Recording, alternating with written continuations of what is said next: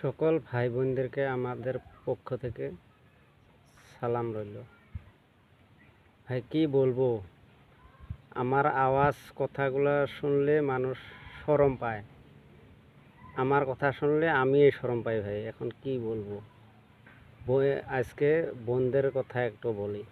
বোনরা, আপনাদের স্বামীগণ দেখো কত দুঃখে কষ্টে পরিশ্রম, কত কষ্ট করে উপার্জন করে নিয়ে আসে।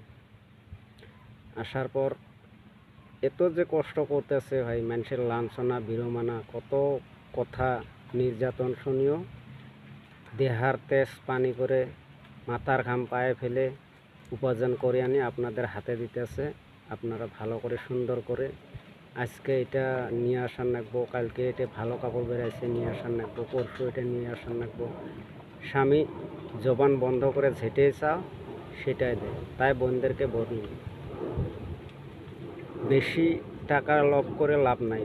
স্বামী যেখানে জোটাইছে, আল্লাহ যেখানে দিচ্ছে সেখানে নিয়ে সন্তুষ্ট হয়ে থাকো। আবার স্বামী পরিশ্রম করে আয়া যে সময় খানা খাদ্য খায়, স্বামী তো প্রত্যেকটা স্বামী আশা করে বোন যে আমার স্ত্রী আমার বগলে বসবো, আমার মাথায় একটু হাত বুলাইব, একটা সুন্দর মুখের মহব্বতী কথা কইব, সুন্দর ভালোবাসার দুই একটা কথা কইব, আমার মনটা শান্তি হইব। সকল পুরুষে এটা চায়, কিন্তু ওরা এই যে আমরা কই নারীরা যে কথায় কথায় কয় নারীদের বুক ফাটে বলে মুখ ফাটে না, এটা কিন্তু ভাই প্রত্যেকটা কথায় উল্টা। পুরুষের মুখ ফাটে বুক ফাটে না। তাই বোনদেরকে সকালকে আমি কই, আপনারা বেশি বেশি স্বামীদের খেজমত করেন, দেখবেন আপনাদের স্বামীরাও আপনার প্রতি সন্তুষ্ট হইল। স্বামী সন্তুষ্ট হইলে বোন আল্লাহ সন্তুষ্ট। স্বামী যদি কয় তুমি জান্নাতে যাইবা, ইনশাল্লাহ জান্নাতে যাইবে। আর স্বামী যদি মনের ভিতর আক্ষেপ নিয়ে যদি দুনিয়া থেকে যায়, আপনারা যত পায়ে ধরে মাপ চান কেন, তবু আল্লাহ সেটা ক্ষমা করবে না কোনো। সেটা আমার নবীজির হাদিসে আবার কোরআনও আছে।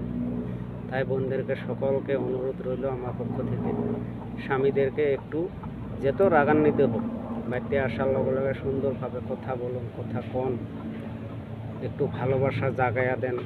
কারণ আপনার কারণে দেখো কত কষ্ট করিয়া ওরা দুনিয়ার কিছু ধার ধারে না। তাই বলি, আপনারা স্বামীকে বেশি অল্প চিনবার চেষ্টা করবেন, দেখবেন আপনাদের পরিয়ালটা জান্নাতের বাগান হয়ে রইল।